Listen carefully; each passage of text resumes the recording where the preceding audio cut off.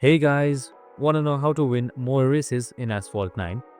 Well, no worries. In this video, I'm going to give you some guides on how to do it. It's super simple, so let's get straight to it. Now, first up, you need to master your nitro usage.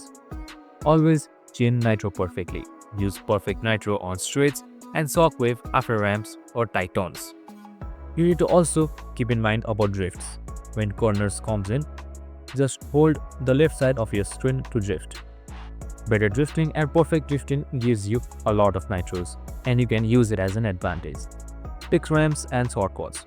You can use ramps for barrel rolls, they refill nitro and give airspeed. Shortcuts save you seconds. Next thing you can do is also upgrade key stats. Focus on top speed and nitro when upgrading cars. Know the track. Learn map layouts, predict turns, ramps, and way to boost for max scale.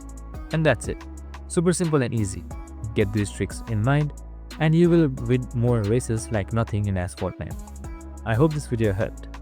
If it did, make sure to like, subscribe and tune in with us for more of these videos. See you in the next one.